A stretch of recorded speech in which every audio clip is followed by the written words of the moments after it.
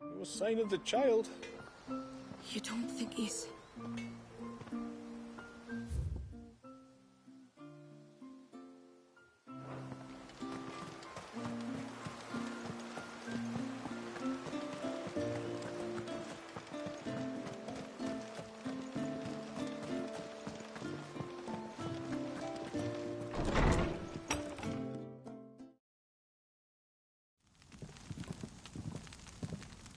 To understand the spell which binds Walyas, you must first know who we are, and what drove my forebears to commit such an atrocity.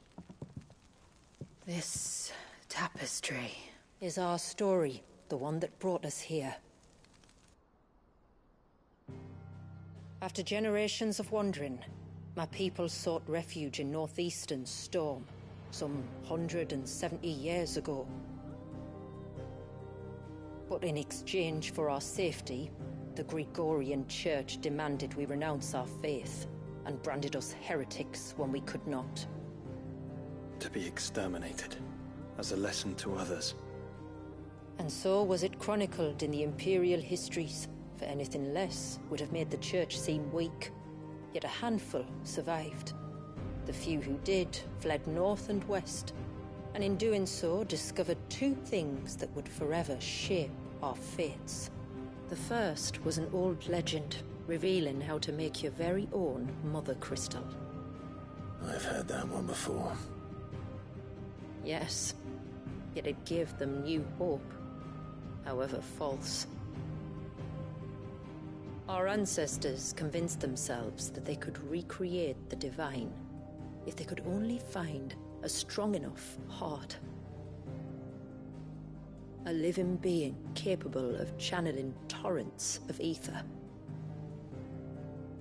And the heavens provided. A dominant Walyas. They'd stumbled across a nostrum in an ancient ruin, which they believed could provoke a sudden outpouring of a creature's ether. They meant to enrage his icon. Leviathan would have destroyed everything, had our people not made their second important discovery. A means to stop time itself. Where did they find that? The Northerners had no such magics, or they would have used them. When our ancestors first arrived, the land was uninhabited, save for an old witch who lived on the highest peak.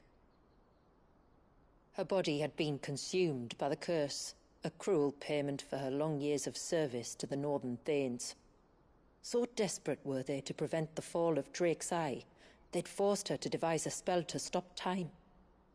But Drake's Eye did fall. It did. When she finally perfected the necessary magics, it was already too late.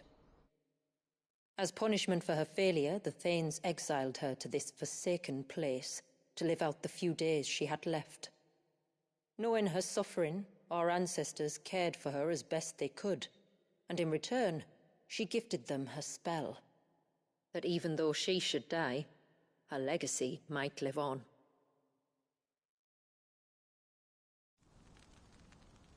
So armed with both the knowledge of the ancients and the secrets of time, our ancestors settled upon an ambitious plan. They would create a new Mother Crystal, and enchant it that it might endure for all eternity. Thus would our people's wandering, our suffering, finally end, and prosperity visit us once more. And all it would require was the sacrifice of a single child. A small price to pay, or so they believed. Another victim of man's blind reliance on the Mother Crystals. So we know the seal's source. How do we break it and restore the flow of time? Do you recall the Dome of Light on top of the cliffs to the west? Inside lie the ruins of an old temple. It was there that the witch built the Vare, A conduit of sorts that channels her remaining ether into the surge. But it's been a long time since anyone set foot in the place. And now, there are others who claim it as their own. Then we shall go prepared for a fight. That said, it may be best if one of us stays behind. You think the village could be in danger? We saw the ether flow from Wallius in all directions, but only encountered a single familiar. There will be more. And should even one make its way here, I doubt the walls could hold it back for long. Then I shall stay. The Phoenix will see your people safe, tributary.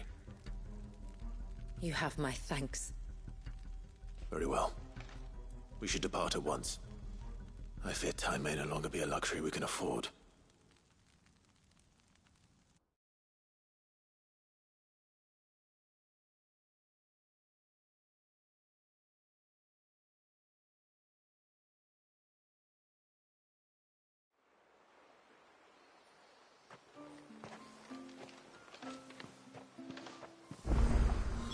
The Vare is not easy to find. We must first head north, and then west, deeper into the forest.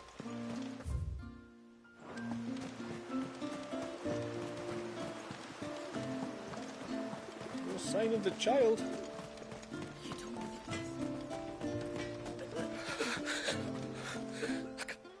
Just try to breathe. That's it. Is everything all right? Ah, you're the outsider. I'm Fannet, healer by trade. And this is Talor, one of my patients. He took ill not long after you arrived. Nothing too serious, I hope. I hope so too, but... But... This affliction, it's like nothing I've ever seen before. He complains of feeling chilled to the bone, but there's no fever to go with it. And my most powerful antalgic hasn't done a thing to ease the pain in his chest. I'm starting to wonder if his condition might require a different kind of treatment altogether. Shula said that you were here to help us. You couldn't help me, could you? I'd be happy to. If I can. You can, don't worry. All I need you to do is speak to Talor's son, Pavat, over at the forge, and ask if he knows what his father was up to before he came down sick. Something must have caused this, and I want to find out what. The trouble is, Talor's too weak to speak, and I can't leave his side for long. So while you talk to Pavat, I'll pay his wife word a quick visit, just in case she knows anything. All right.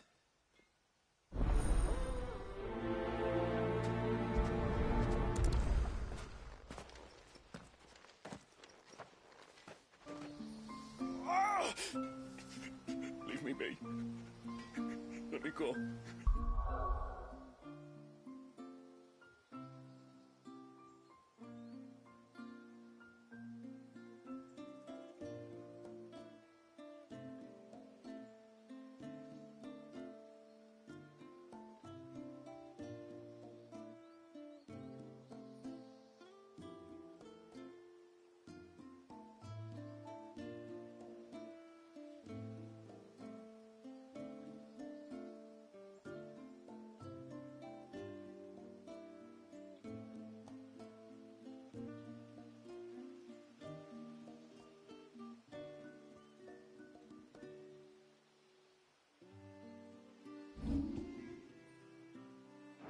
Let me go.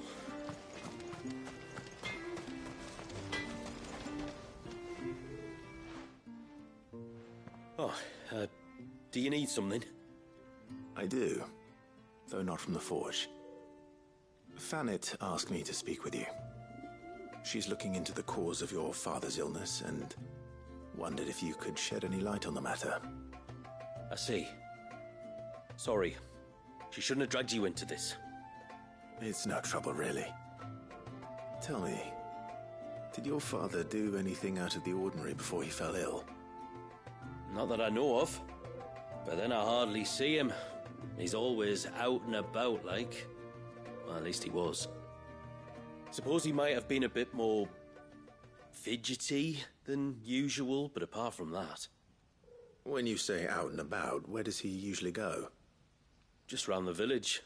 Wanders over to Blazier's place most days. He's a fisher who lives on the other side of the fount. They're old friends. Maybe he knows something I don't. Maybe. I'll go and speak with him.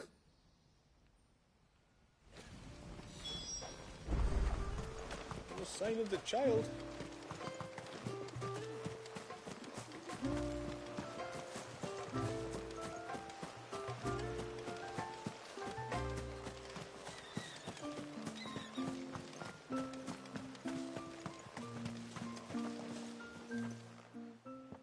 Greetings, stranger.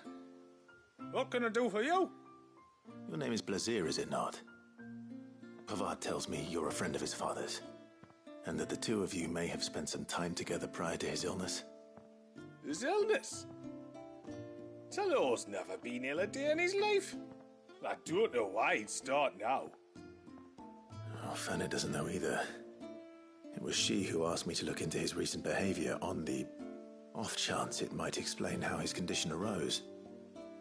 Oh, I suppose there was something that struck me as a bit odd. He kept asking about the woods. Did you see anything strange on your way back from the shore? Are you certain? Do you swear? That kind of thing. I didn't, of course. But he wouldn't let it go. It was like he was expecting something to happen. It was just a matter of when.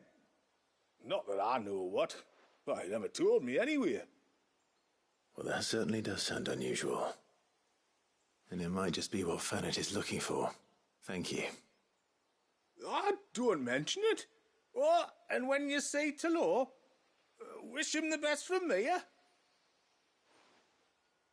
Let's see what the healer makes of this.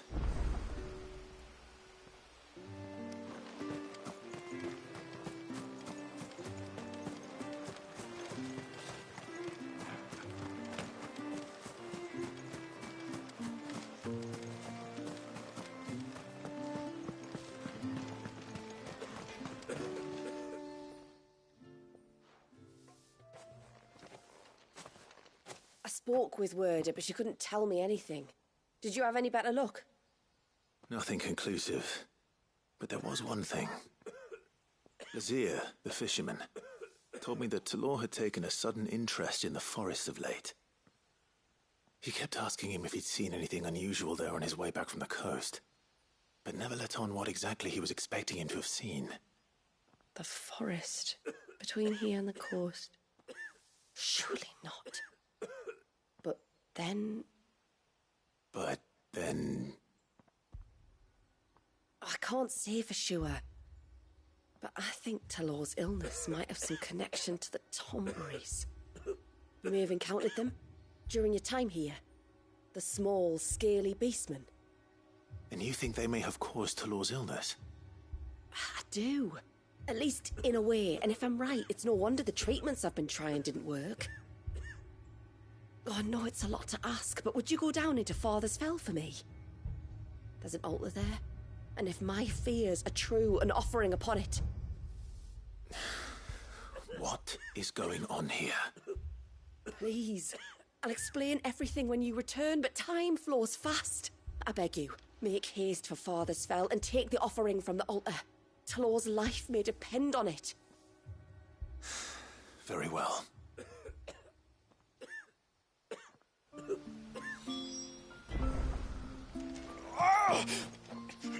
Leave me be. Let me go.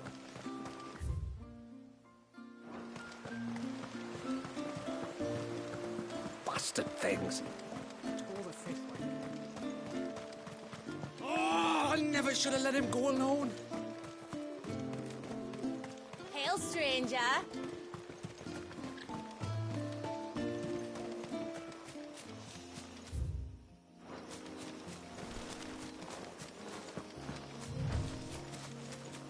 Before, we turned east at the shipwrecks to reach the coast.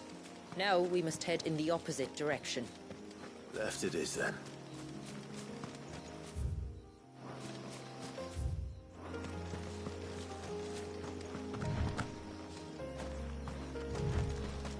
If there's one thing I know about Beastmen, is that they love to hide in the dark.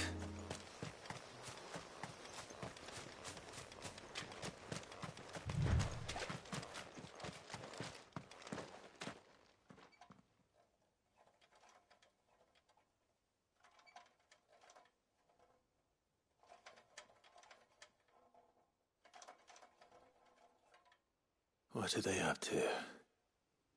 Some sort of ritual.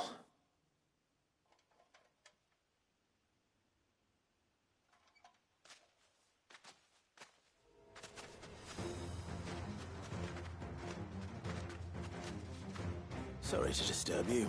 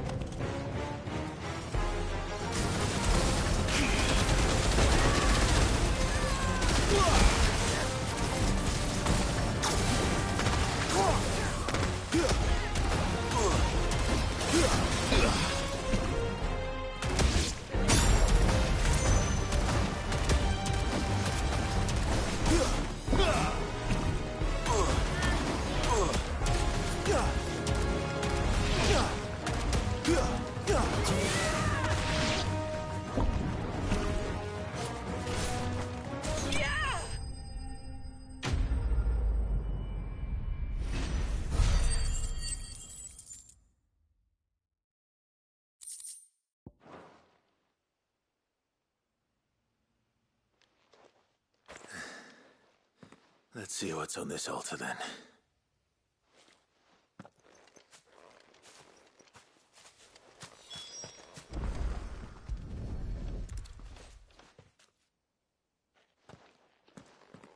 A silver chain. I doubt the Tombury's made it. This must be what Fanet was talking about.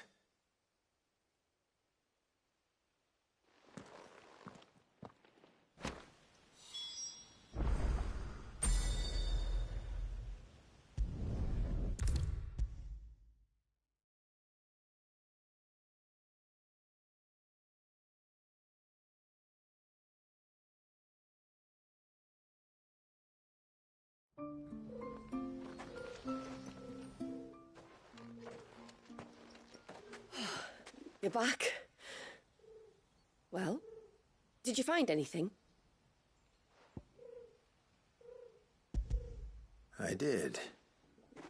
This silver chain. I knew it. Well, I'm still none the wiser. Forgive me. This chain. It's a Gregorian Maternoster. Worn by men of the faith. What's it doing here? And why would the Tomburys be praying to it? To understand that, you need to understand what the Tomburys are. They feed on hatred and suffering. And some say that if you render them an offering, some token of grievance against your fellow man, they will put a curse upon him. So you think someone's put a Tombury curse on Talor? I can't say for sure. Truth be told, I always assumed it was an old wives' tale. But given his fear of the forest and the presence of the chain on the altar, I don't know what else to think. Does Talor have any enemies in the village? Anyone who would nurse such a grudge? No, I believe the one who left the chain at the altar was Talor himself. I beg your pardon? But there's more to the tale, you see. It's said that if you attempt to curse a soul that has returned to the sea already, your ire has nowhere to go but back to its source. You're saying he cursed himself? In trying to curse another, aye. When my father was younger, he was one of the few permitted to venture beyond the wall on trading expeditions. He told us that when he journeyed to Sanbreque, he'd wear that chain to disguise his true beliefs, lest Griega's faithful turn their cudgels on him. Did they ever catch him in his deception? Might that explain the ill will he bears someone? Not that he ever told me. Come now. Let's not waste time speculating about Talor's past. We need to focus on the present, and that means finding a way to break the curse. All right. If there's anything I can do to help, let me know. Thank you. I shall. Aye, and thanks for going to all this trouble. Here, it's not much, but I want you to have this. We call it an adder stone. It's a gatherer's charm. Reacts to certain rare minerals we use in crafting. Makes them ring out like a bell. Stuff you'd have no chance of spotting otherwise. If you find anything, see that you bring it back to me. I can make you some decent gear with it. If you're interested, like. I am, thank you. And I'll be sure to pay you a visit. Until then, I wish your father a swift recovery.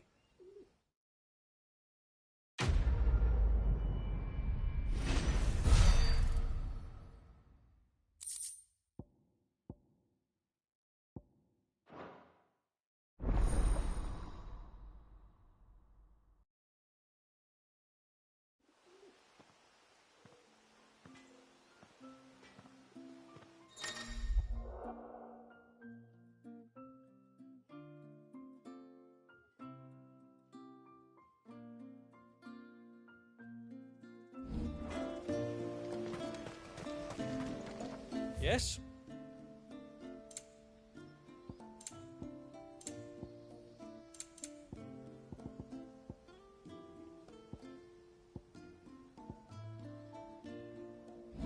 A good tide to you.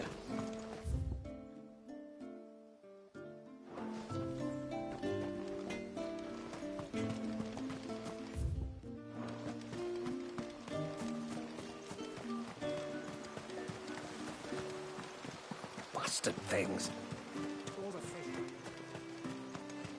Oh, I never should have let him go alone. Hail, stranger. Are you a rider by any chance? I am. What gave me away? Oh, I can smell it on you. The scent of the stables. And not just any stables. Something tells me you've never been one to ride half-starved birds with chine gall and wet beak.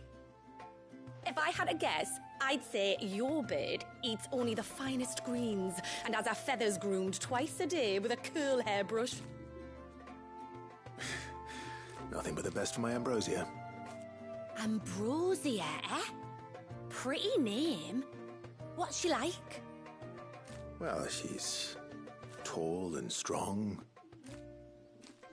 And her feathers are as white as snow. You're joking. You've got a white chocobo. I have, yes.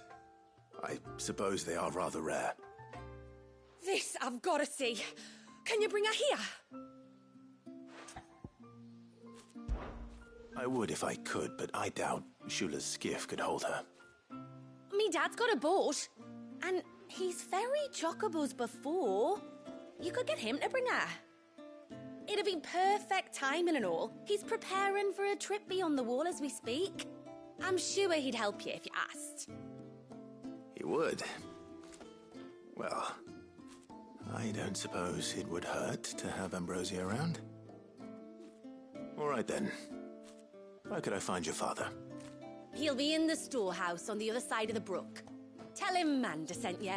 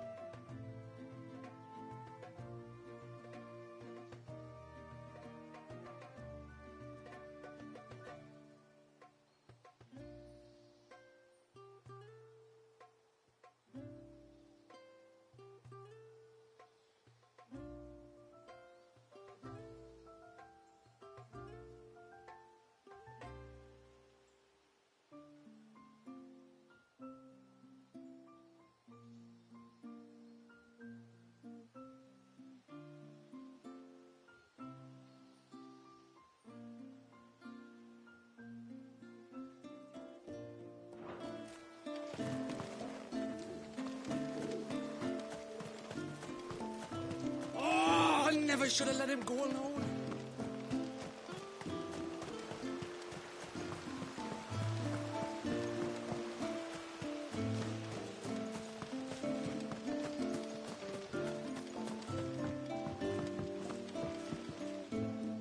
You one of the outsiders, then? I am. Shula invited me. Are you Manda's father? I am. Got you running errands for her already, has she? She's asked to see my chocobo, but I'd need your help and your boat to bring her here. Or you could just say no. Honestly, that girl and her birds, she'll be growing feathers soon enough. Well, truth be told, I didn't take the idea seriously at first. But thinking about it, it would make it easier to get around if I had Ambrosia here. Can you help? Well, if you're sure that's what you want. The tributary says we're to treat you lot as we would each other. So, if you need me to ferry your bird over, then that's what I'll do. Still, they don't take the water easily. I'll need you to bring us a mimic gourd or two to keep her calm on the journey over. And where would I find one of those? Oh, don't ask me. It's been years since I last brought a chocobo across the bay, and I'm told the world's changed a fair bit since then. Where do you usually get your stable supplies from? Well, the man who made Ambrosia's tack lived in Martha's Rest, and if I remember correctly, he traded in chocobo feed too. So I suppose I'll go and ask him. I'll be sailing over to Northreach soon to pick up some supplies. While I do that, you collect your bird and your gourd, and then meet me by the shore. Just don't take too long, all right?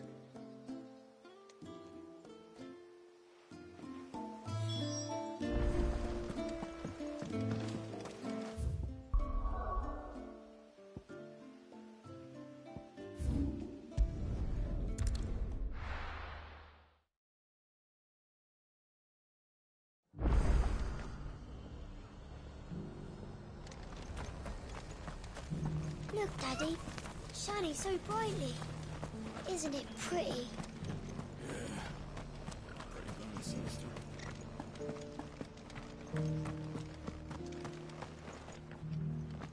I remember you. You're the one who saved Whiteheart. How's the old girl doing? She's very well. Thank you. Oh, don't thank me. You're the one who saved her. Anyway, what brings you to the rest today? I was hoping to purchase a mimit gourd. And I thought you might be able to tell me where I could find one. Oh, reckon I could do better than that. Just so happens, I've got a whole carload of the blasted things. Not a buyer in sight. Really? Aye, you'd be doing me a favor taking a few off my hands before they turn to mush. But just be on the lookout for wild birds, eh?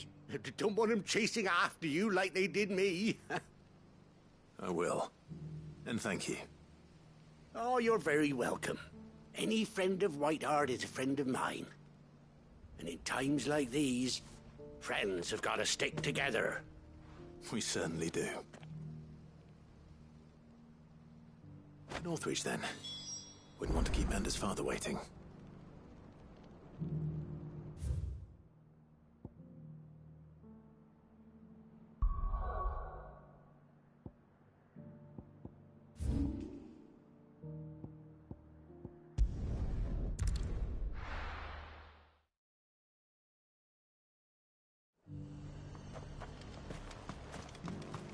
And how might I help the garrison today?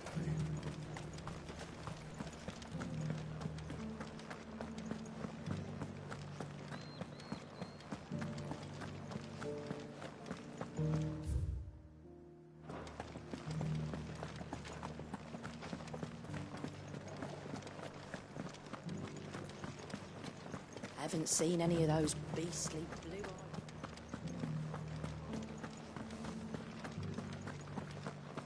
Do be careful. I will.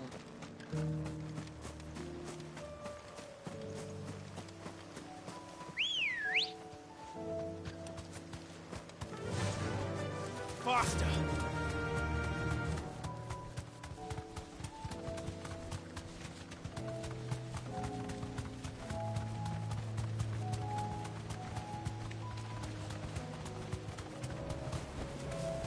skull. Ah, there you are.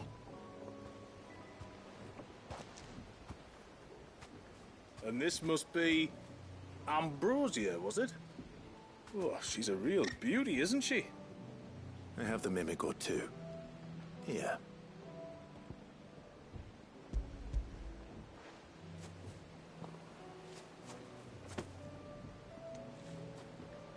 Thank you kindly. Soon as she's gobbled this up, we'll set sail. We're going to take a little trip across the bay now, Ambrosia. Don't worry. You'll be all right.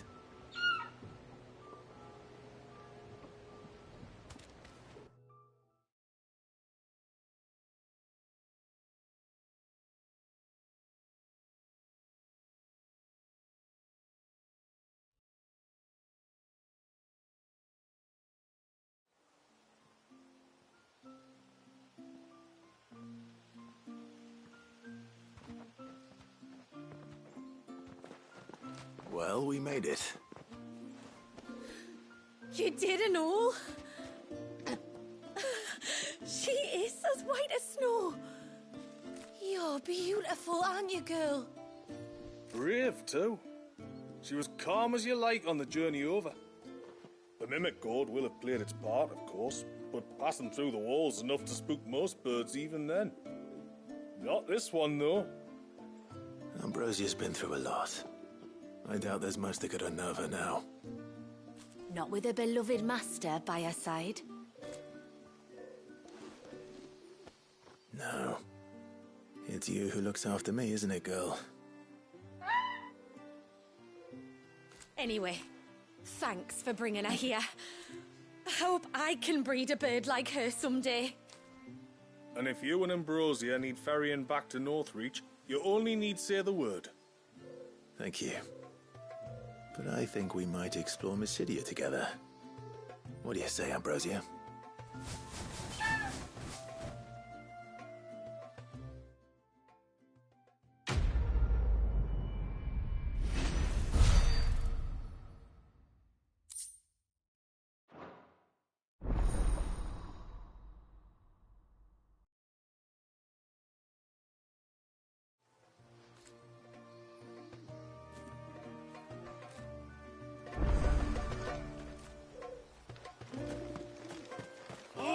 Never should have let him go alone. Ty, take me. What am I gonna do? You've got to help me. Shula said you were a force to be reckoned with. Are you? Why do you ask? Hey? Oh, sorry. I should explain. My name's Kitav. I'm worried about a friend of mine. He went into the forest and he hasn't come back. Would you help me find him? I can try. Tell me what I need to know. Of course. You know about the glamour our ancestors cast to keep this place hidden, right? Shula told us about it, yes. Right. So you know the cairns we use to maintain the spell? Well, it's me and my friend's job to maintain them. If it weren't for the likes of us, it would have faded years ago.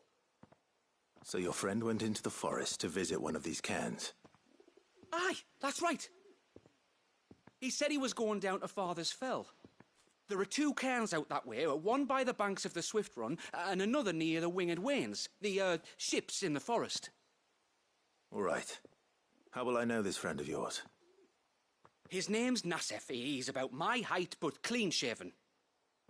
If you could track him down and see that he's come to no harm, I'd be much obliged. I'll search the village, just in case anyone's seen him, and meet you back here. Very well.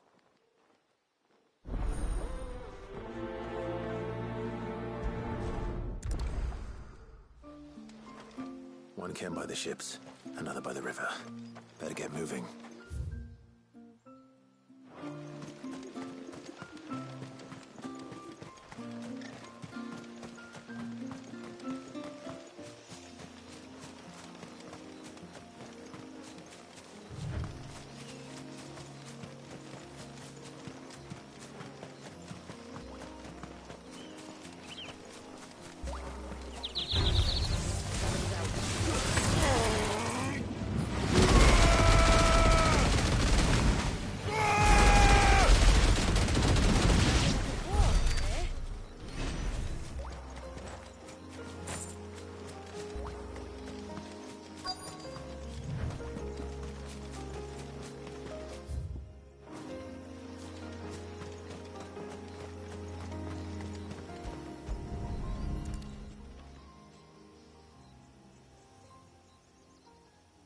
here's the cairn.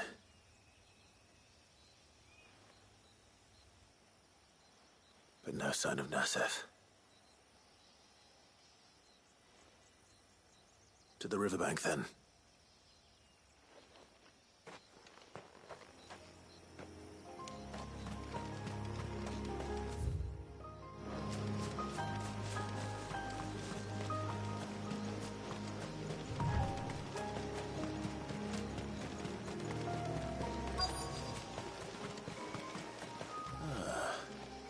Who have we here? I'm looking for a man named Nasef. Aye, I know him. Takes care of the cans.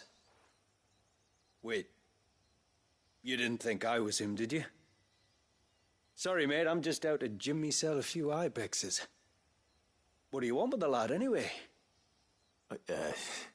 His friend, Katav, asked me to look for him.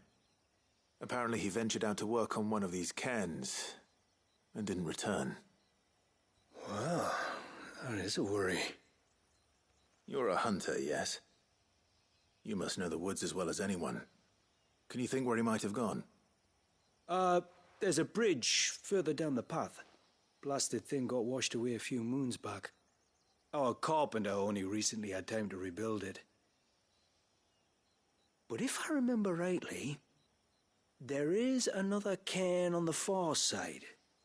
Maybe he decided to visit that one while he was here. Maybe. It's worth a look, certainly. Thank you. Don't mention it. I'll keep an eye out too. Perhaps he just got delayed or something. Let's hope so.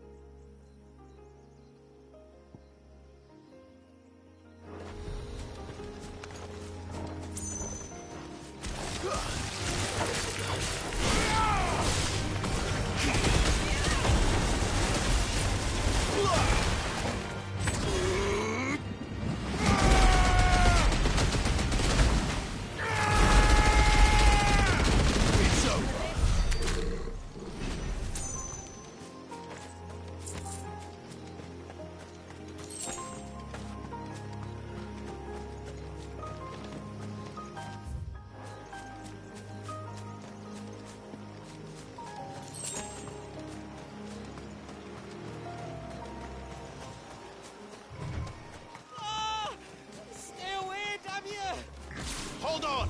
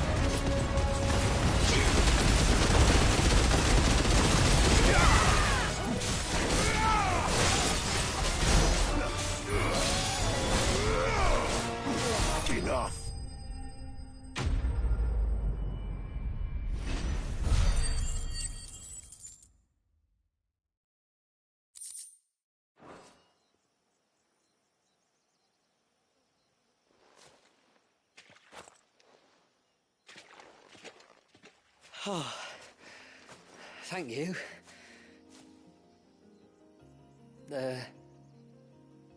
I'm the tributary's guest. And you must be Nassef. I am? But how do you know that? Your friend Katav asked me to look for you when you didn't return. Ah, I'm sorry. I was so focused on attuning the cairn I didn't see those creatures come until it was too late. How exactly do they work? Oh, there are crystals inside. They're what keeps the glamour going. Should the ether cease to flow through too many of them, our shroud would quickly unravel. It's my job to make sure that doesn't happen. And an important job it is. But you'll struggle to do it if you're dead. You need to take more care. Yeah, no arguments there. The truth is, me and Katav usually work together, watching each other's backs like.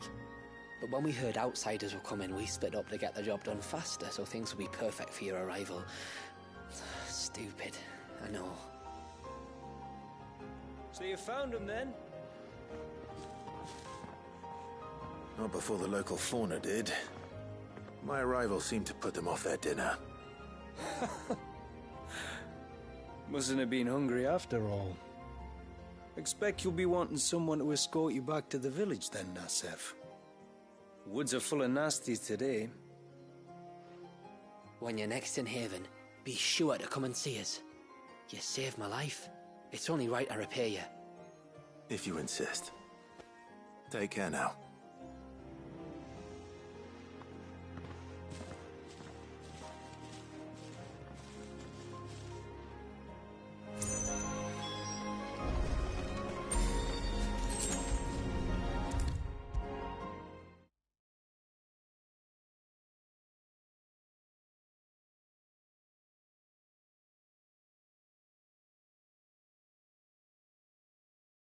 I thought I'd lost you.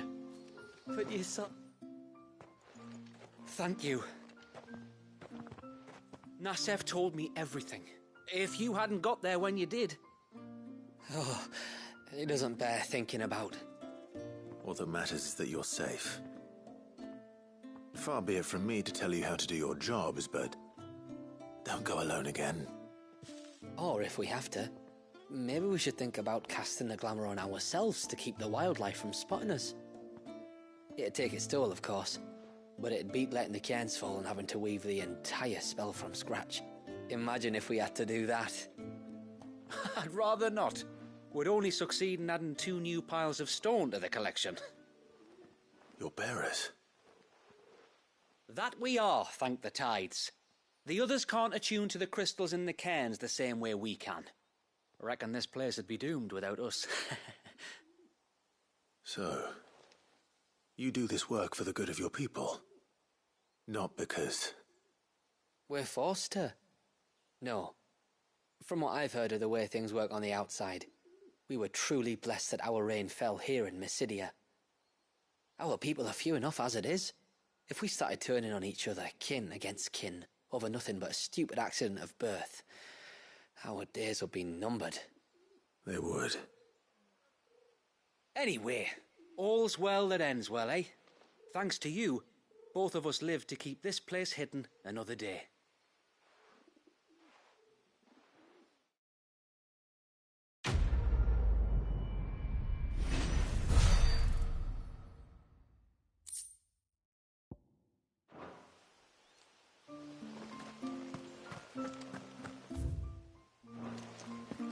And what are you two drawing?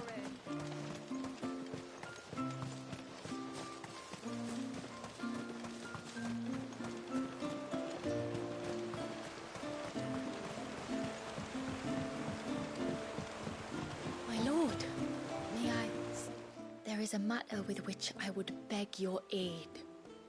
Of course, what is it? Please, not so loud. Something serious, then? Yes. I think we might have company. I was passing by the low gate when I saw a figure moving among the trees up on the cloak. At first, I thought it must have been you or your brother, so I didn't say anything, but the more I think about it, the more certain I am that the figure looked familiar.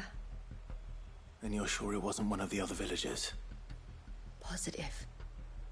I think it was someone from outside the wall who has found his way inside. Of course, it could just be my imagination playing tricks on me. I only caught a fleeting glimpse, and it might have been you or your brother. But if it is who I think it is, we cannot allow him to leave now that he knows we're here. Would you go and see? Oh, he won't try to hurt you, believe me. Given what lurks in the forest, the only one likely to get hurt is him. Very well. Whether the man you saw is who you believe him to be or not, we need to know. It may yet be someone else entirely. Someone who means your people, or my people, harm. Perhaps. Just promise me that if you do find someone up there... Don't worry. I won't draw my sword unless I need to. Thank you. Ymilla, this man you saw, might he be the customer you told me of?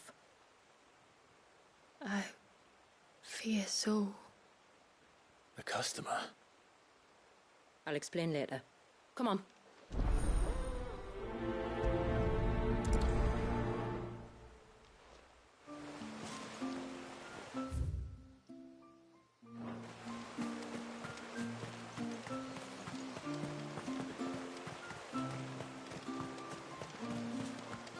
If we pick too many of the flowers, there won't be.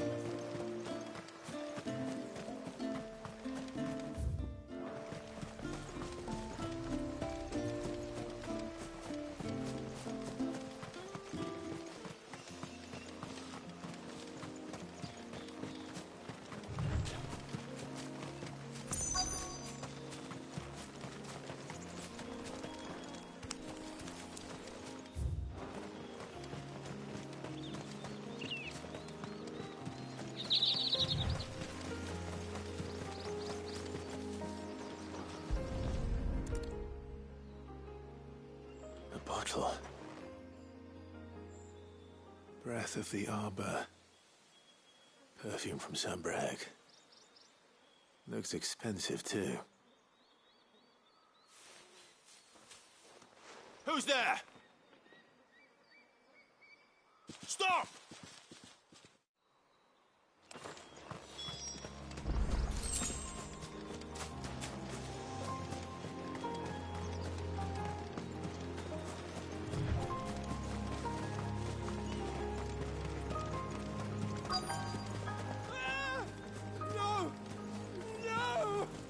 Hang on! I'm coming!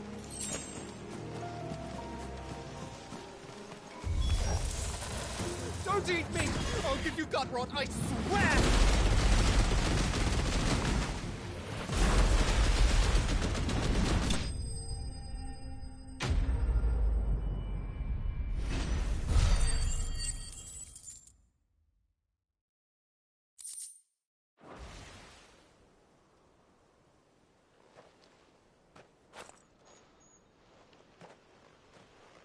Are you all right? I'm more than all right. I'm saved! Oh, I could kiss you! Maybe you should introduce yourself first. Hervey! I knew it was you. What are you doing here? I came to see you. Oh, my little canary, it's been so long. Thank you for saving him and sparing him. Who is he? Hervey, one of many clients from my employment beyond the wall. One of many clients? We spoke every night of our plans together. Whispered songs of love into each other's ears. And then you upped and vanished without so much as a word. I left you a note, didn't I? I told you I was sorry, but that we could never be together.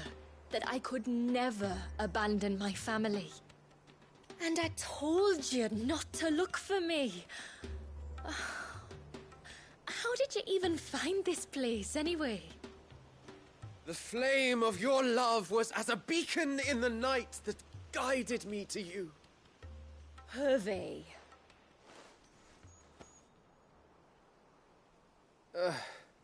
I was walking by the coast near Northreach when I saw a lady who looked like you. Eyes like the ocean. Hair like the driven snow. The next moment, she and her companions were jumping in a skiff and sailing out towards the wave. So I, borrowed the nearest boat and started rowing. It must have been Shula bringing us here. So what? You rowed, found a nose how many leagues across the bay, simply because you saw a woman with white hair.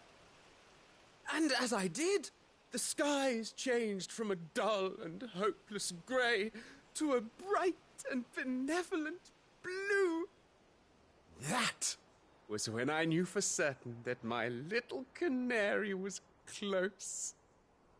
Oh, why did you come? You should have forgotten me, as I tried to forget you. I cannot leave my people, Hervé. And now that you know about this place, neither can you. We must return to Haven and accept my family's judgment. I'm to meet your family. Oh, my little canary.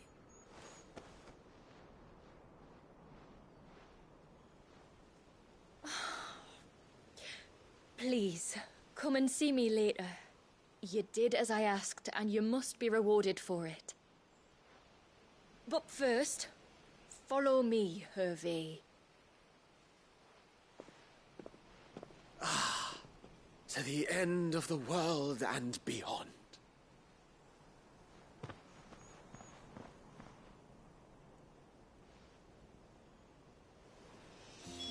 You should never have found this place.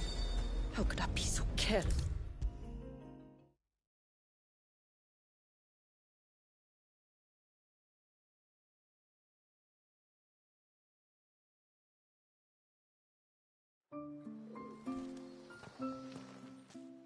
Forgive me. There's nothing to forgive. You two met at the Vale, I take it. When I worked there, yes. To earn the coin that my people need to survive. Though Mysidia is our sanctuary, there are certain necessities that it cannot provide. And for that reason, some of us seek employment beyond the wall.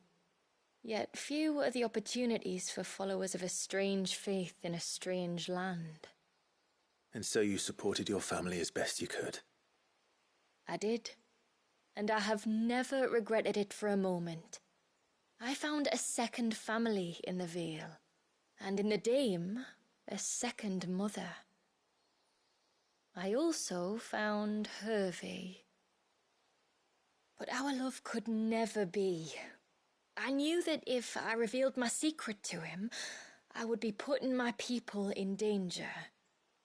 But that if I did not, I would be living a lie, unable to return home. What will happen to him now? Since our people settled in Mysidia, uninvited visitors have been few and far between. But not unknown. Explorers, survivors of shipwrecks, none lasted long. I see. That was before my time, you understand. I've never had to make a decision like this before. Yamila, know that I do not blame you for any of this. It was me who decided to make the trip to shore.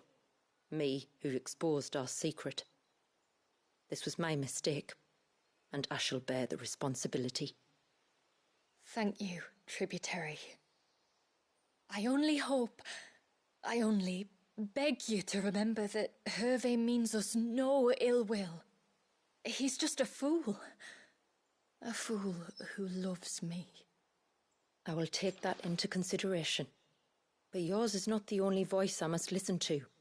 The whole family must be consulted, and it may take time for me to arrive at my decision.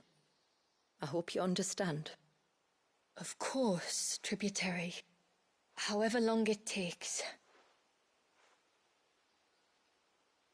Come what may, I thank you, my lord, for bringing us back together.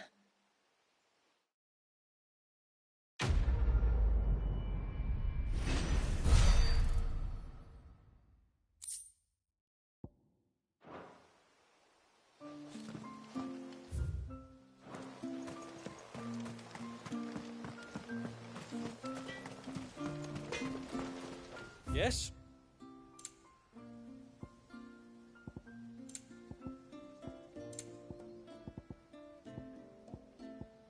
A good tides here. No sign of the child.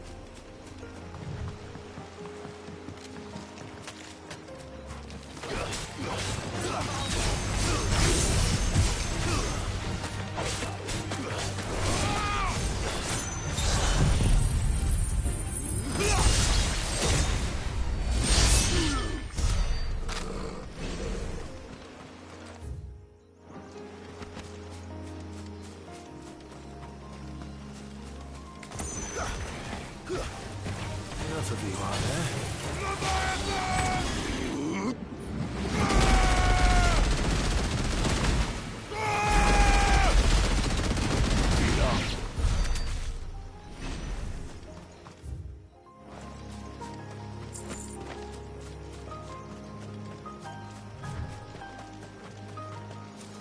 There's a large gate up ahead, and beyond it, a cluster of ancient ruins. The temple, or the Heir of Powers as my people call it, can only be reached by passing through them.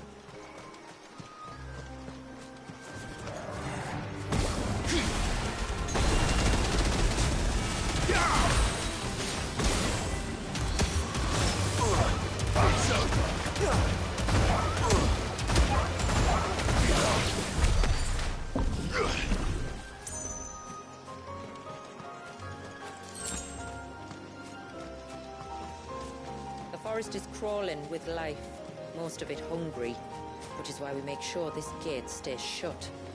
And why you carry that impressive-looking axe, I presume. Noticed her, have you?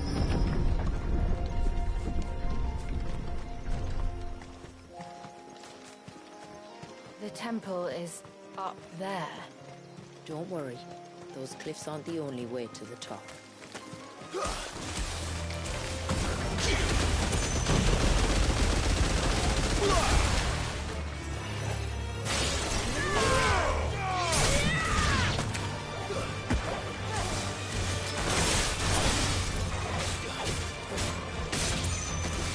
Stay down!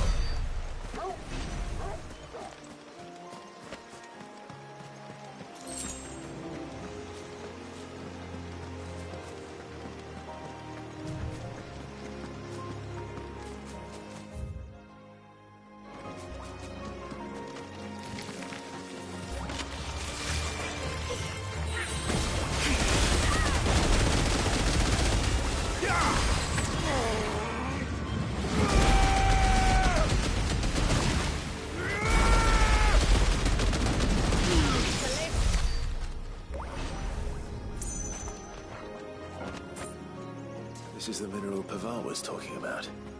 The one that rings out like a bell.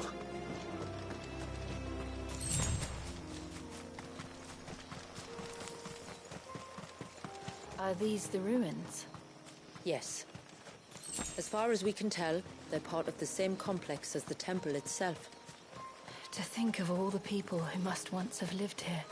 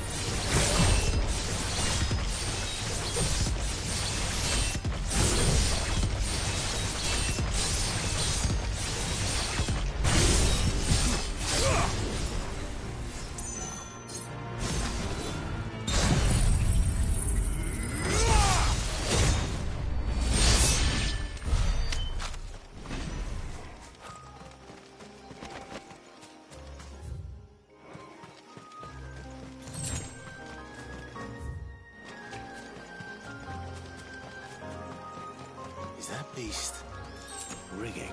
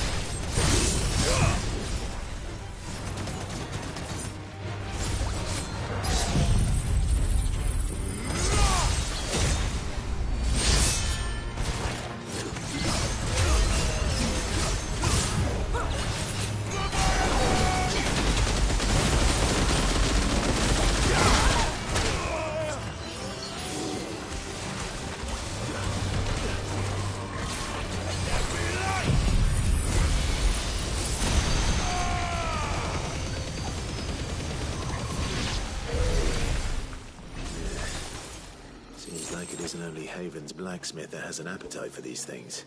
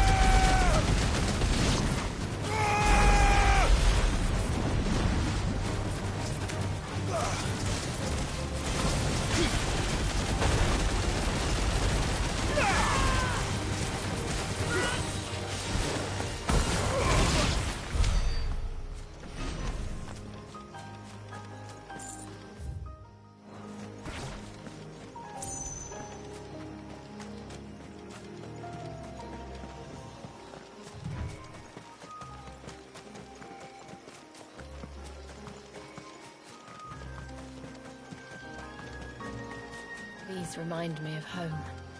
You're from the north, then? Yes. And no. I see.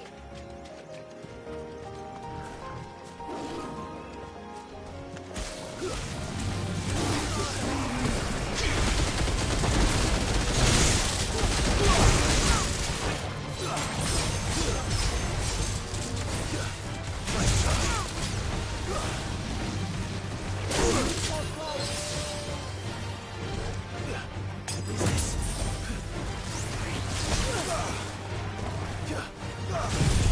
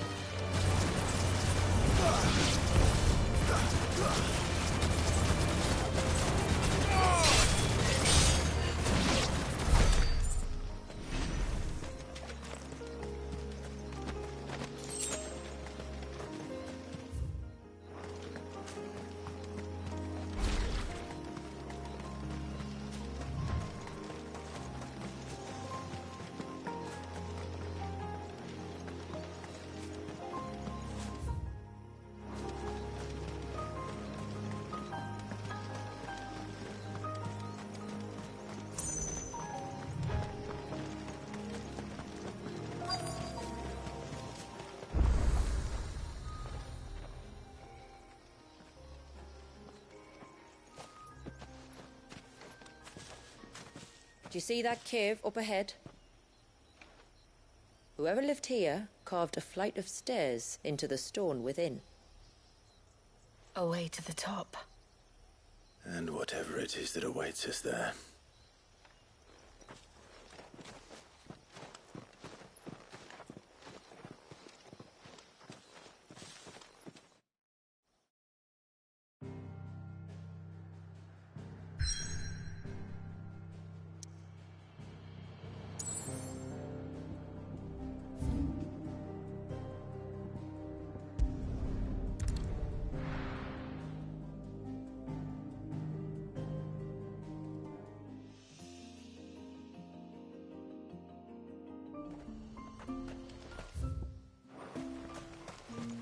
Oh, ceaseless rill, guide.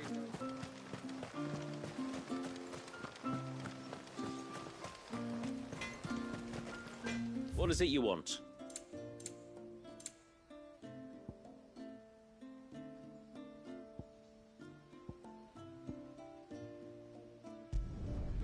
Flawless.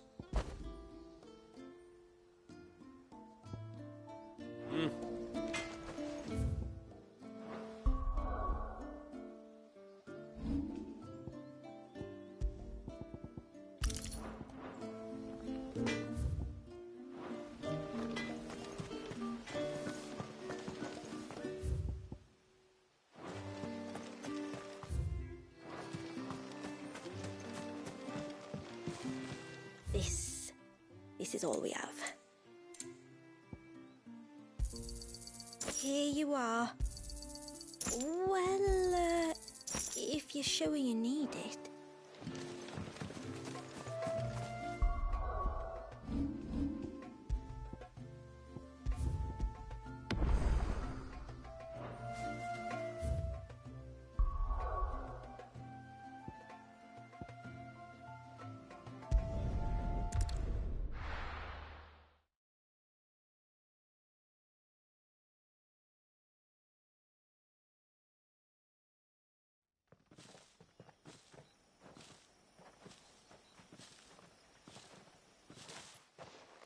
There.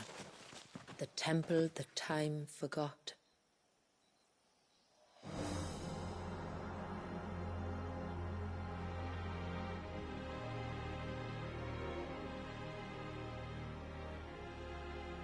And the Ver is inside. Yes. You can see the spell's path from the nave.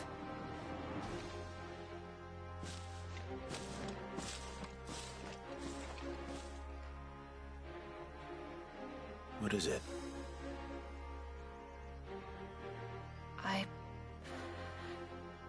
I don't know. It's probably nothing.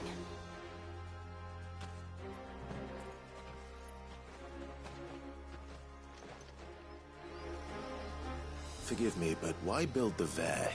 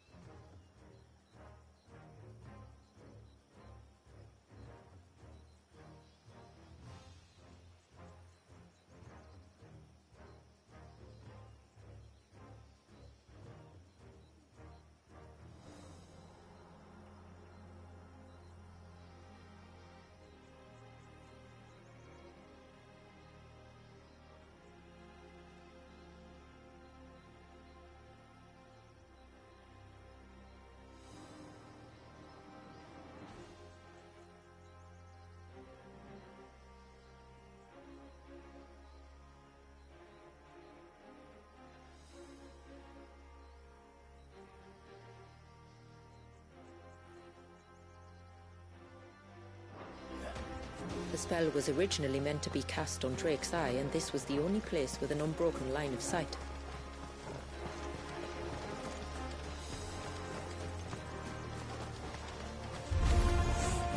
The Tomboys like to think these ruins are their own. They look none too pleased to see us.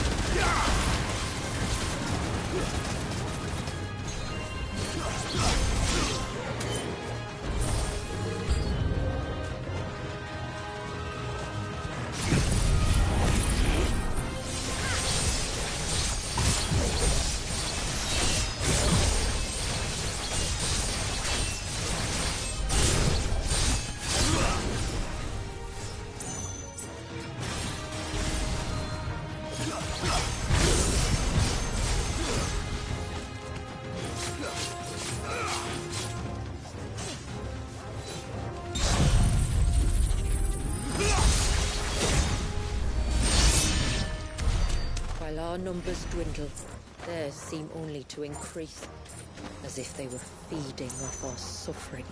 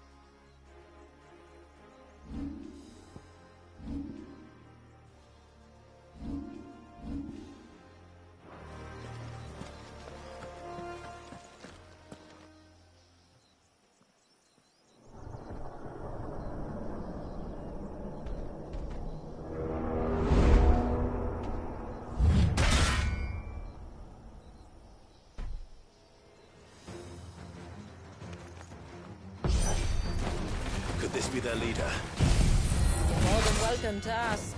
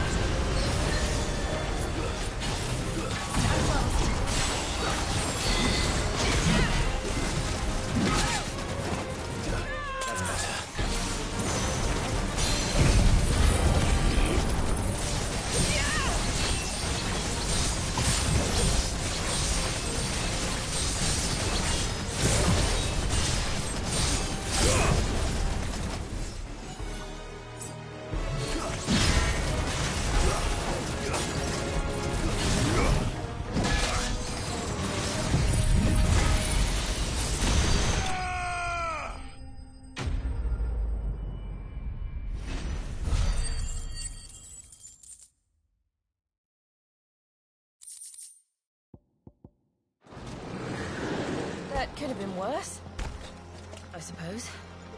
Aye, well.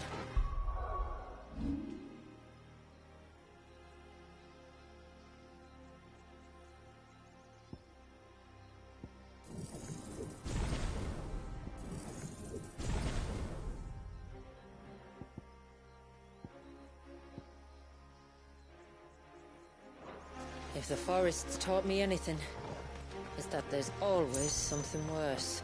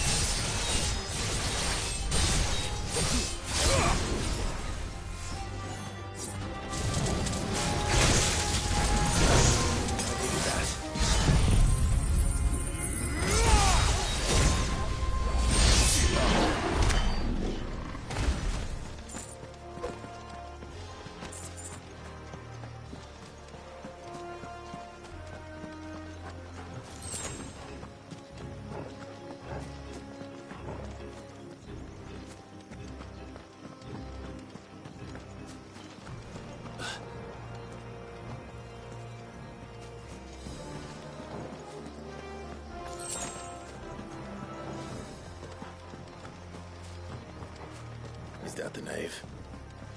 Just inside the dome, yes. But it's what's out here that worries me.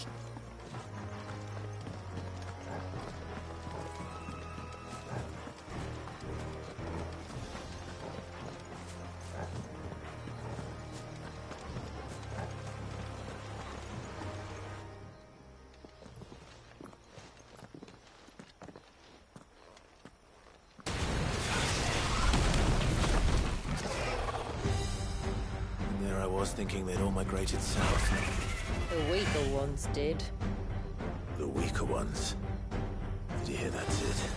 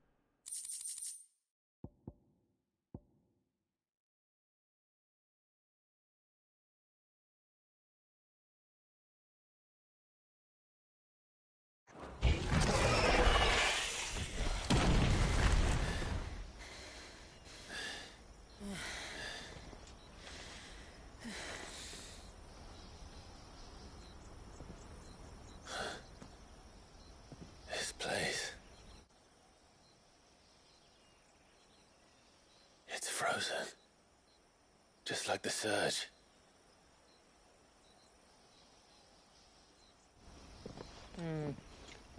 Another of my ancestors' sins. Shall we?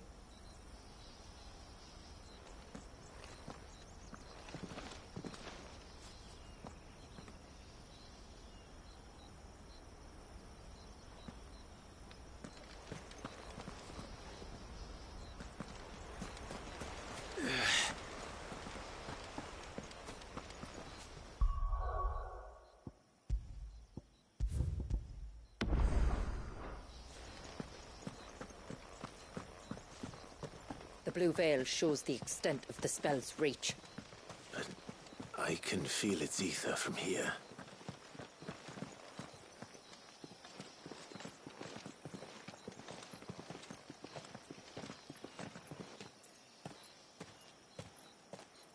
Shula, wait. Before we cross the threshold, I'd like to know a little more about how these magics work. I assume we'll be safe from their influence. We won't grind to a halt, if that's what you mean. The spell only affects the things that were present at the moment it was cast.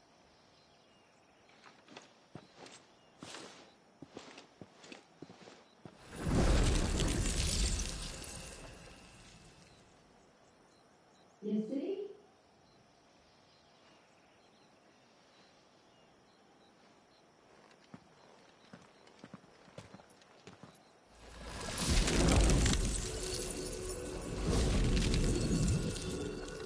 But if we can enter, that means other things can as well. Like the ones we saw on the way here. And worse, probably.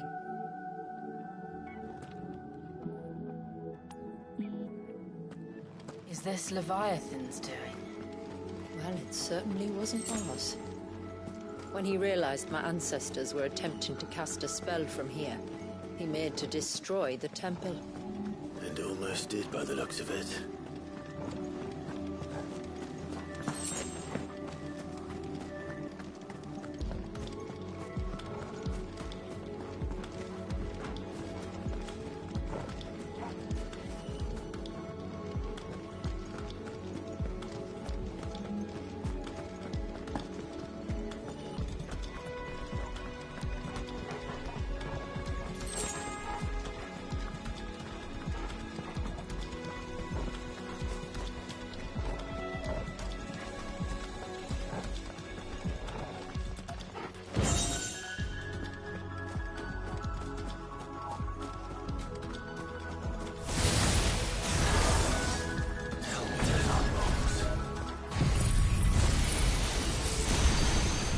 Good, but they are. Then why is it so cold?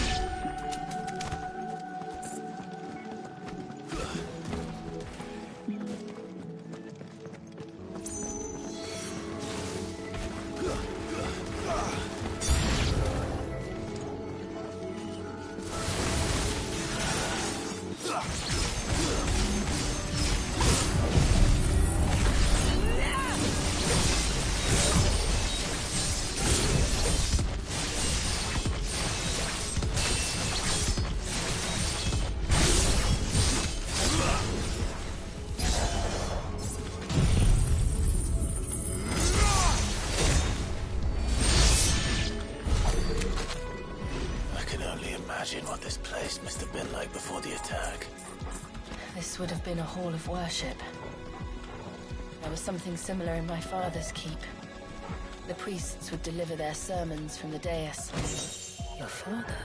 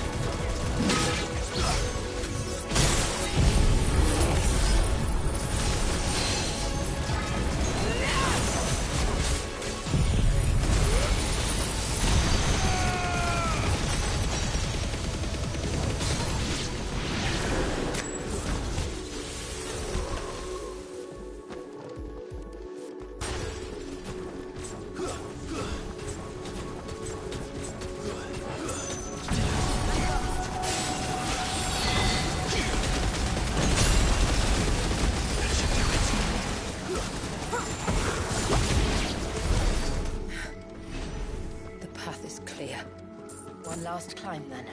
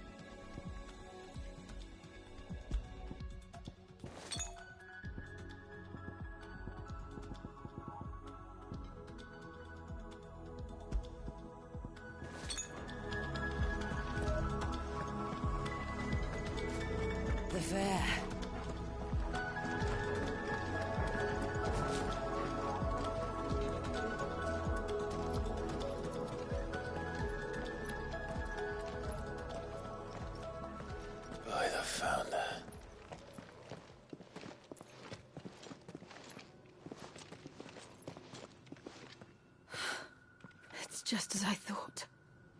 Jill, does this ether not feel somehow? Familiar, yes. I sensed it the moment we arrived, though I wasn't sure until now. You can feel it too, can't you, Clive? She's calling us. You don't mean the witch? I do. Though she was more than that. Much more. She was a dominant.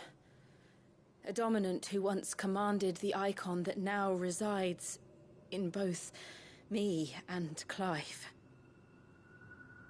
Of course. I don't know why I didn't see it. Who else would have the power to freeze time? None other than Shiva herself. But for her ether to endure after all these years, it's almost as if...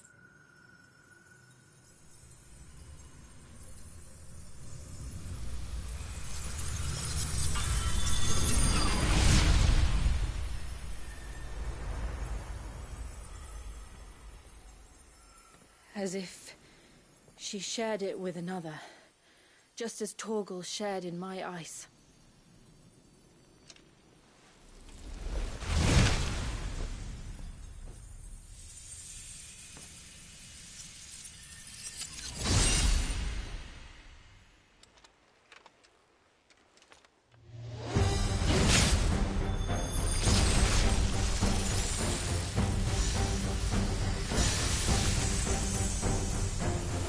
Shiva's companion.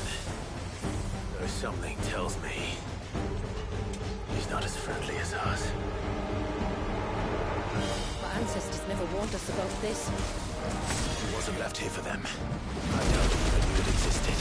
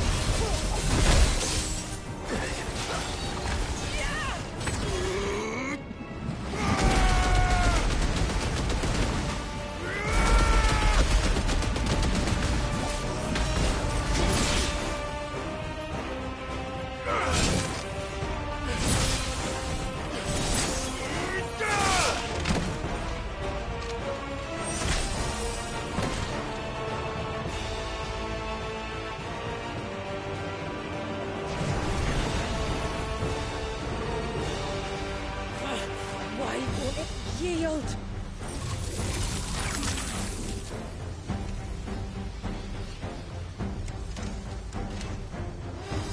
Because it would sooner die than fail its mistress.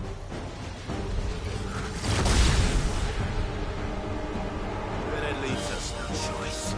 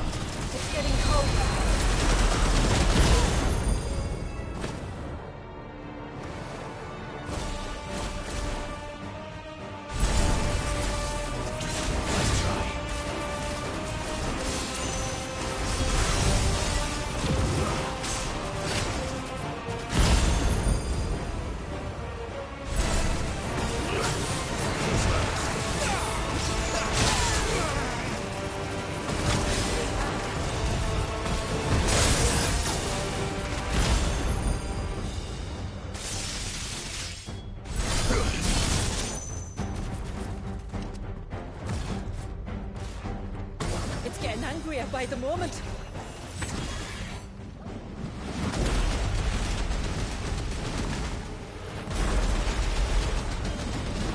We better cut this short.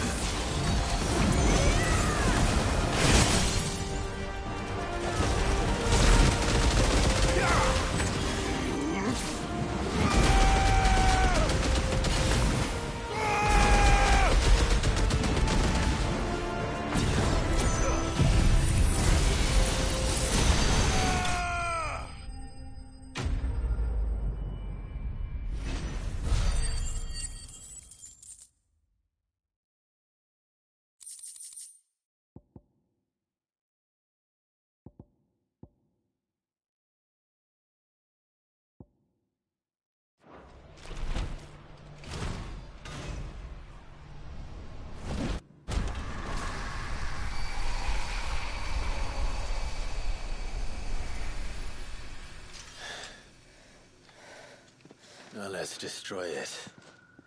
And put an end to this. Wait. The spell must be weakened, not undone. Isn't that what we came here for? Did you ever stop to wonder what might happen to the tidal surge if I unraveled the whole spell at once? I didn't think so. This is going to require a bit more finesse. From wind and light, water and earth, let the silent pall of mine ice.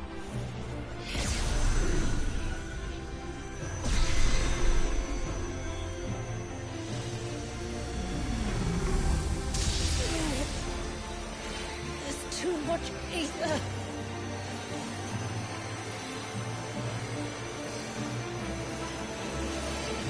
Here. Let me help. Let us help.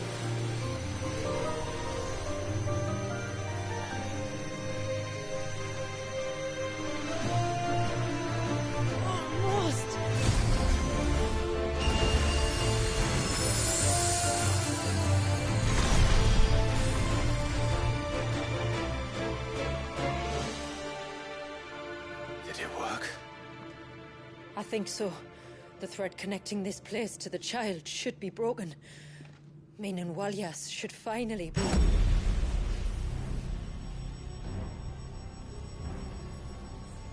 Free once more.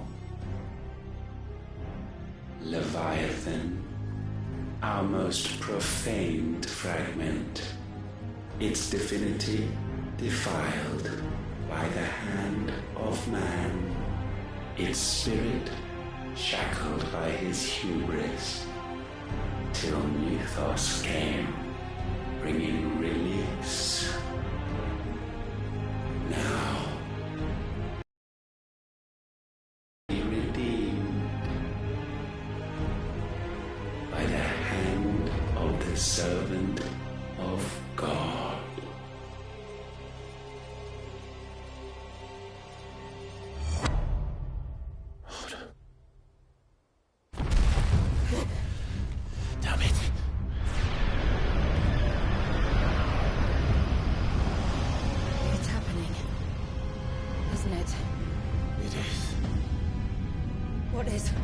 What's going on?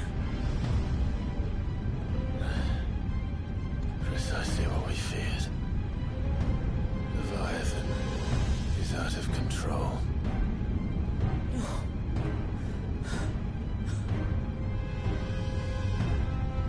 Don't despair.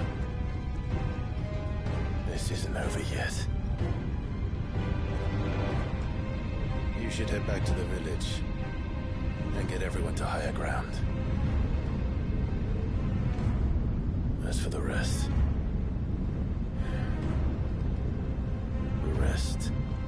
Ifrit will handle.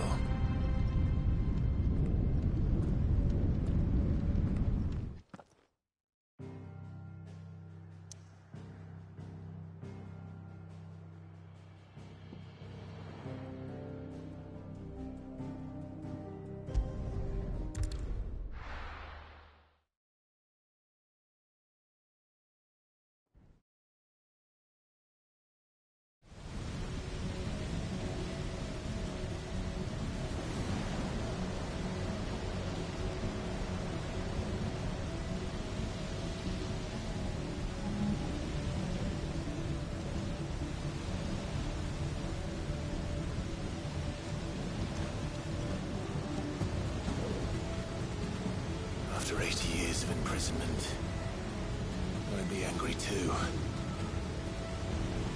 But I can't let it end like this, Walyas. It's time for you to come home.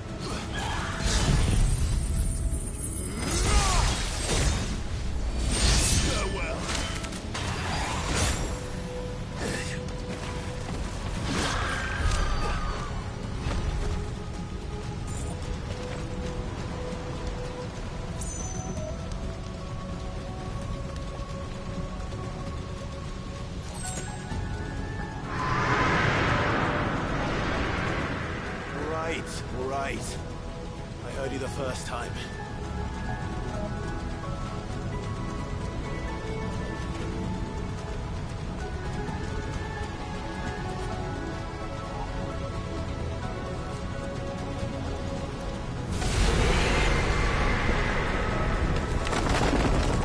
I'm not here to hurt you, Wallius!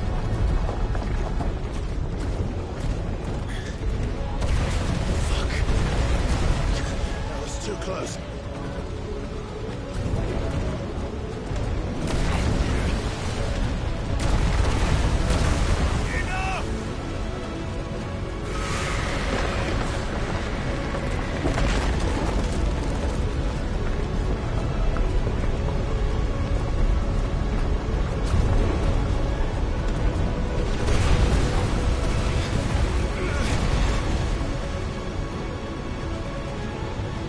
Come on then. No more hiding.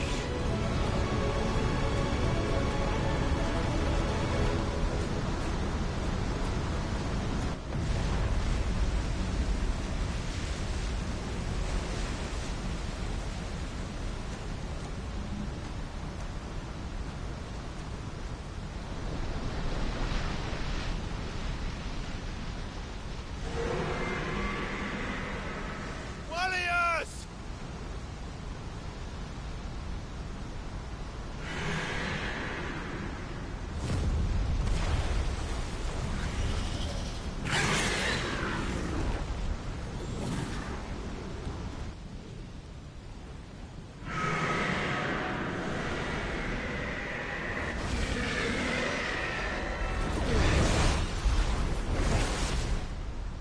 This isn't what I wanted!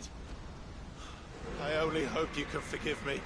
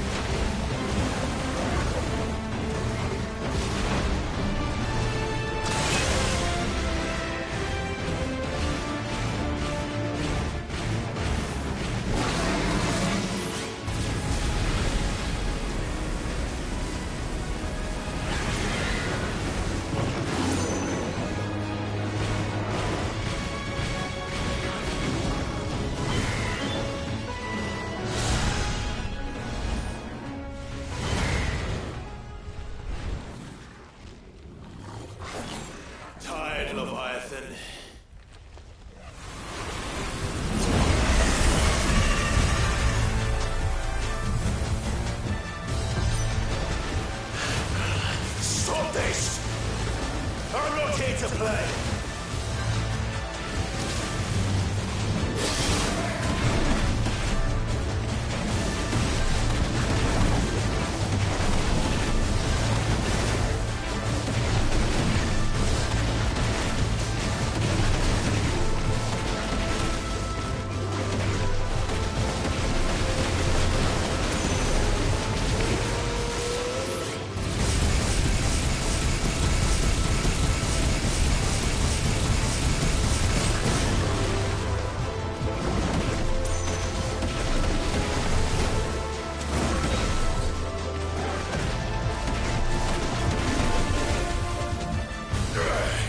I said, stop! This has gone on long enough!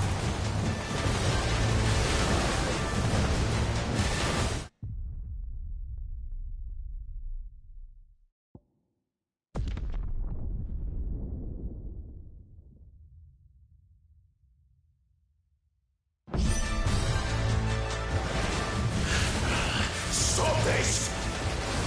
I'm not here to play!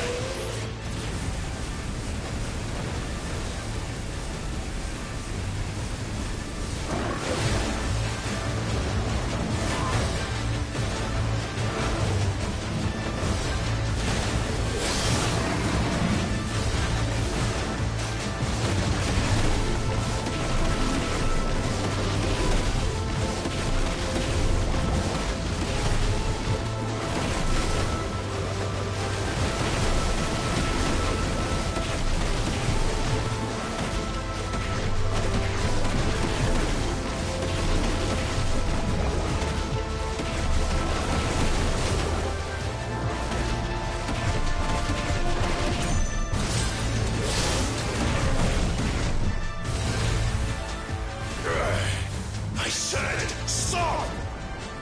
This has gone on long enough!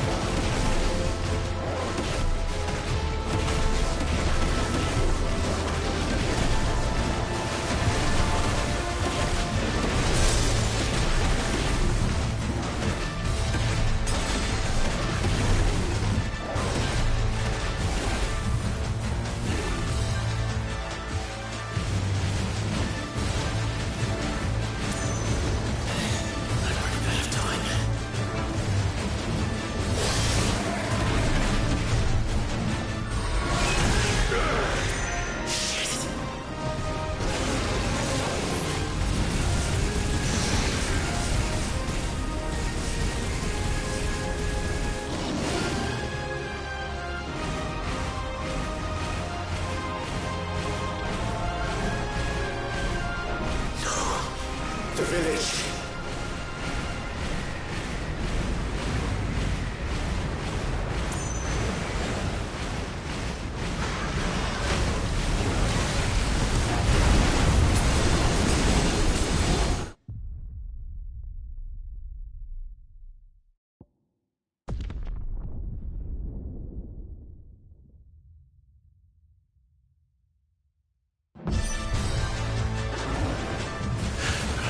Stop this!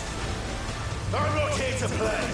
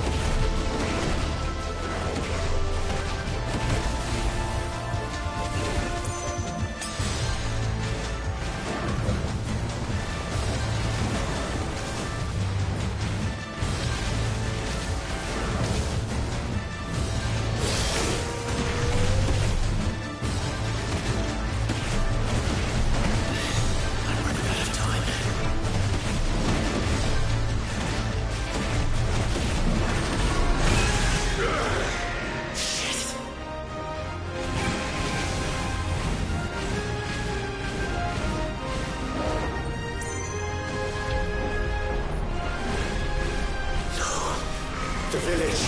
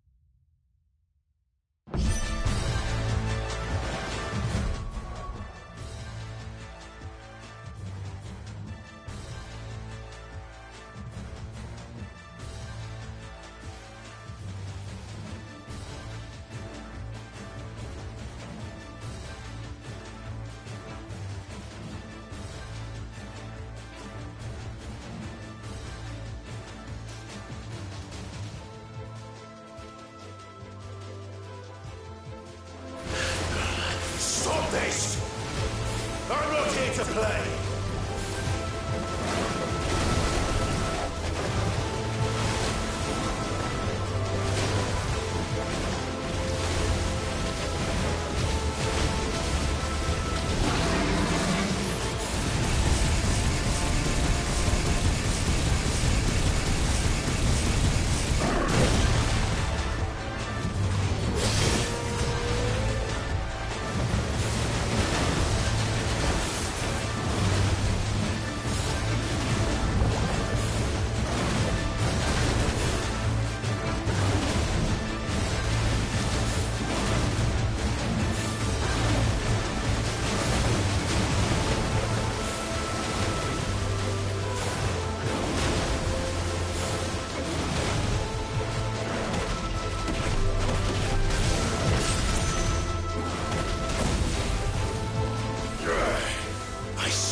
Stop! This has gone on long enough!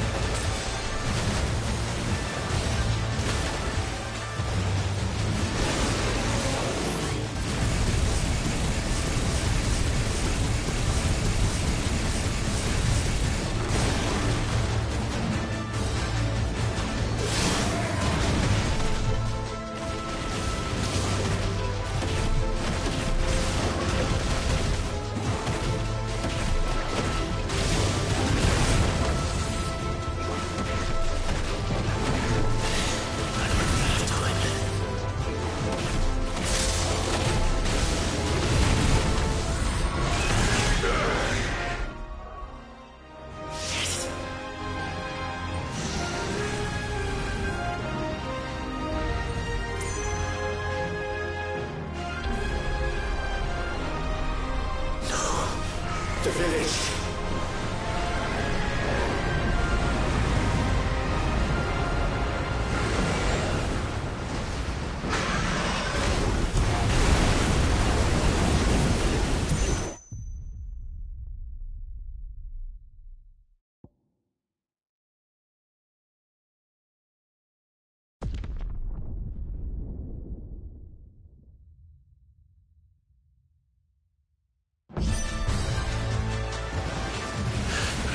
Stop this! I'm not here to play!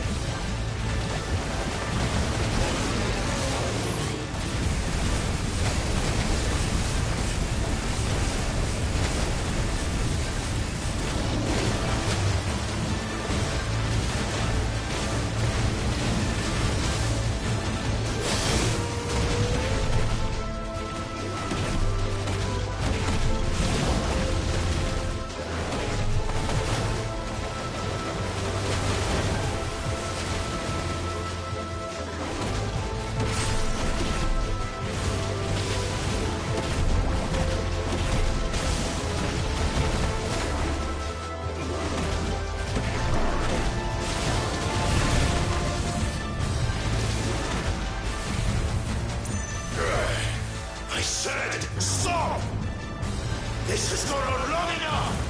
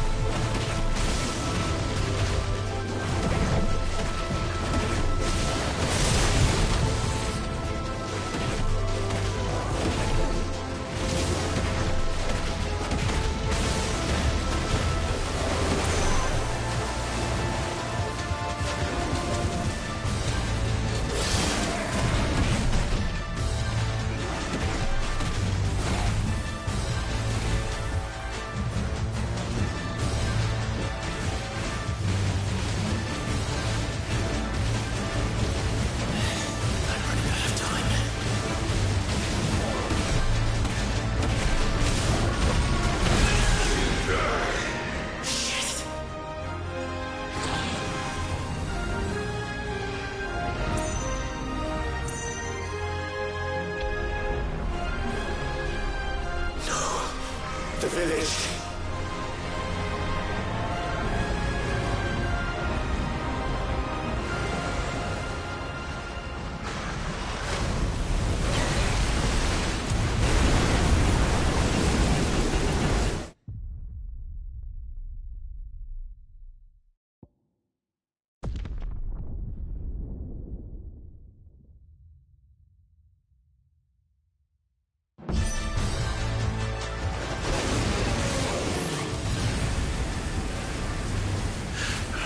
Stop this!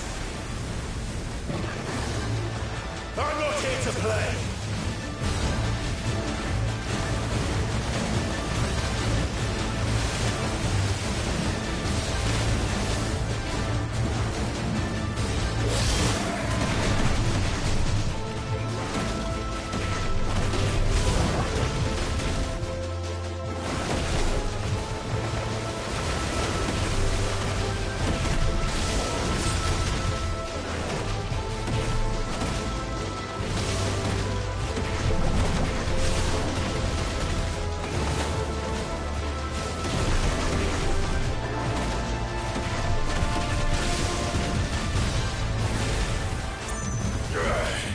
I said, stop!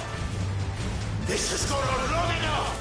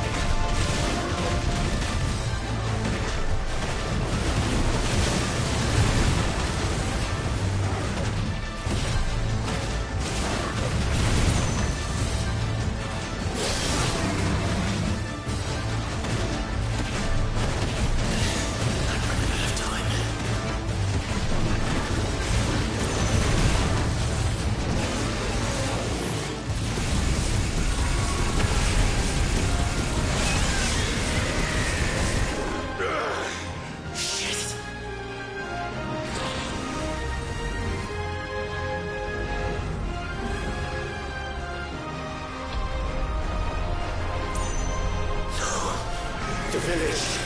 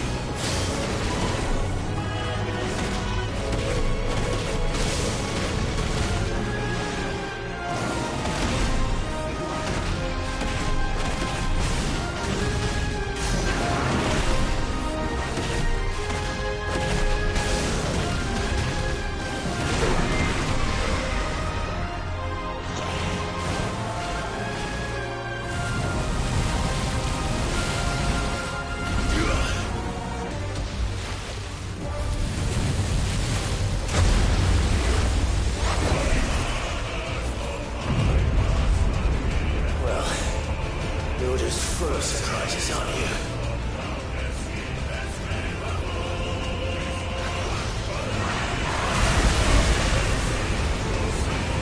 Garuda will be proud.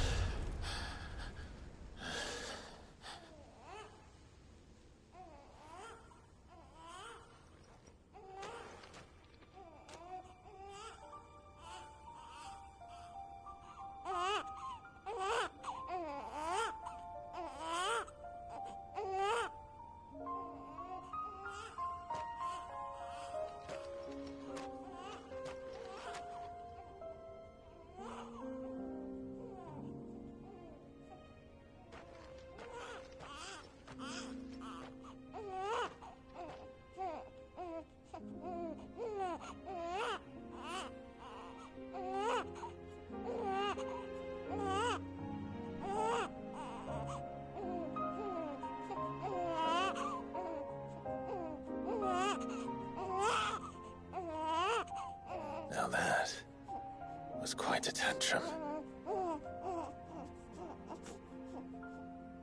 Clive! Where is he?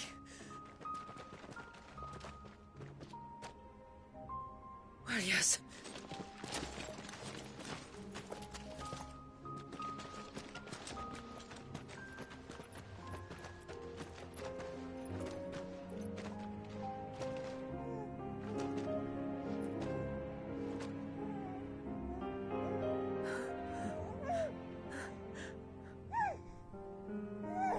He's adorable. He is now. But did you see him a few moments ago? Clive, I don't know how to thank you.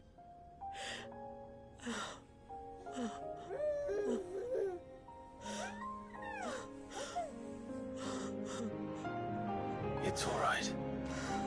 We should find him a dry blanket, though. Wouldn't want the little monster catching a cold.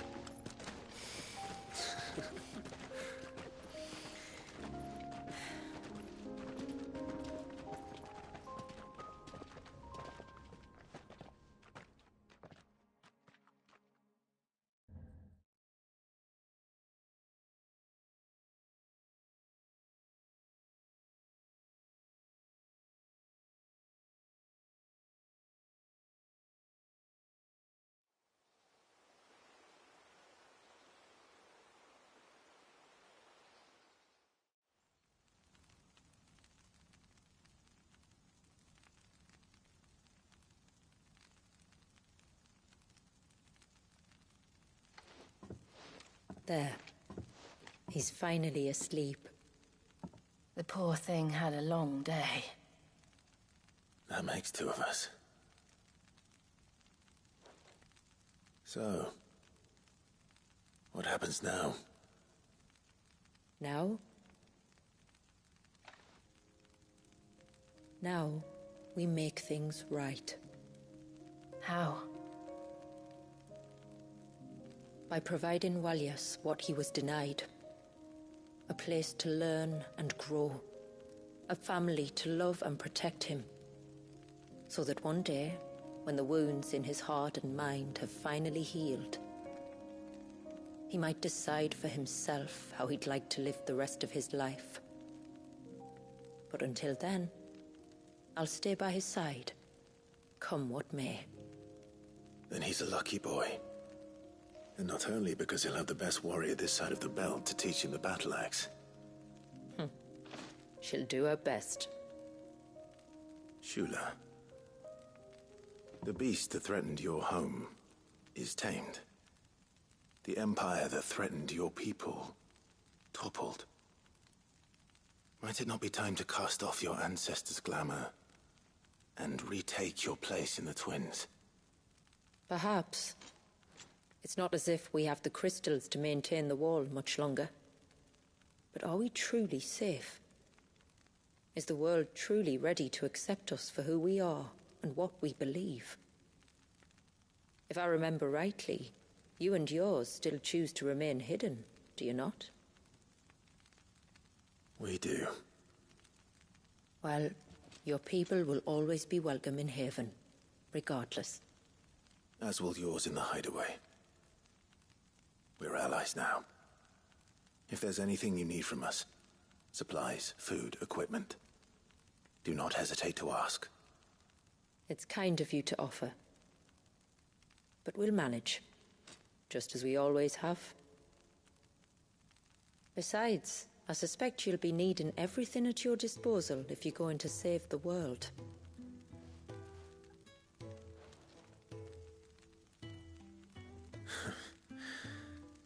I fear much of it is past saving. The best we can do is strive to turn what's left into a world where we can all live as equals. A noble endeavor. And there'll be a place in this world for us, will there? For Walyas. For everyone. I swear it. we shall be waiting. Until the tides bear you back to shore.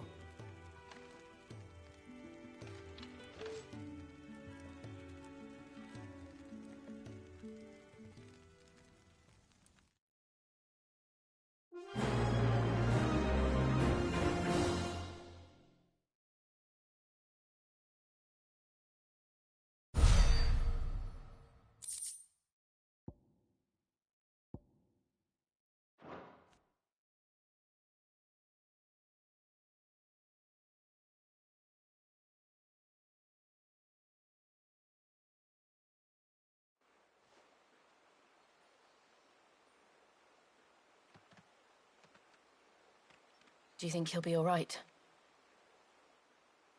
Well, yes. Only time will tell. But I can certainly think of worse places to spend one's childhood. The Moats of Water are a fine people, and they will take good care of him. Up by the Vare, Ultima spoke to me. He called Leviathan his most profaned fragment, and told me to redeem the sins that had laid him low. Is that so? The sins of Wallius's ancestors were grave indeed. To force him to prime at so tender an age. And to freeze him in time, that he might never know what it was to live. Yet I doubt either of those crimes was the source of Ultima's displeasure. It was that the Icon's power had been put to another purpose than the one he intended. To him, Leviathan must have seemed an aberration. Could that be why Ultima made no attempt to lead me to him? The fear that this profaned fragment might corrupt his vessel somehow. Perhaps. Or perhaps he simply deemed Leviathan surplus to requirements. Having concluded that his vessel might be made to serve his purposes without the full sum of his power. His purposes? There's no escaping them. Even here. Hidden away in Mysidia, the blessing of the crystals proved nothing but a prison. A prison into which Wallius was born, and from which freedom is hard won. If the world doesn't change, if we don't change it, he'll end up suffering the same fate as every dominant who came before him. Then we must change it. That we must. And we shall.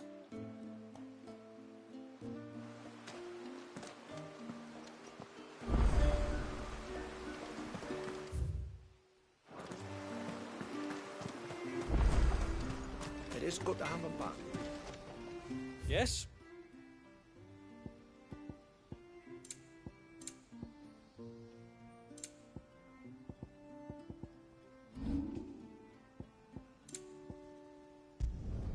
Better than you. Done. Better than you. Will that do ya?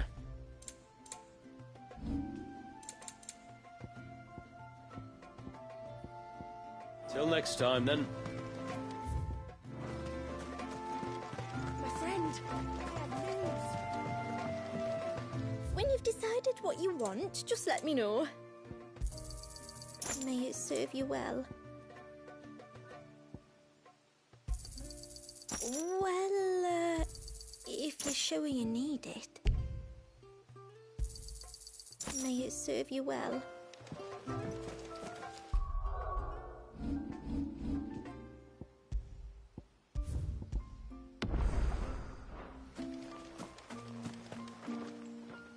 I think I might have found a way to break Talor's curse. Go on. Well, after listening to the village elders and scouring every likely-looking tome in the library, I learned that not all Tombries are the same little green menaces we know and loathe. Apparently, a chosen few live to incredible ages and grow to many times the size of their counterparts. The folktales hold that it's the very eldest of these, the Tombury kings, who weave the curses and that their magics bind their victims to them, that they might continue to feed on their pain. So if we slay the one that cast the curse, the feeding will cease. But that was my thinking, yes. Though I doubt it'll be easy. These kings are not just bigger, they're stronger too. And if the tales are true, their followers will defend them to the death. It is a perilous proposition, in short, but it may also be Talor's only hope. What say you? I'll do it. Even if killing this king doesn't break the curse, Mysidia will be a safer place for its removal. Thank you. So then, where will I find it? That, alas, I do not know. It must have woven the curse at the altar in Father's Fell, but as to where it is now... Fanet! You were the one asking about Tonberries, right? Because there's a whole bloody army of them out on the cloak! What? But why would they stray so far? And why now? There's only one way to find out. I'll head up the mountain and see what's going on. Right. Thank you. And please, be careful.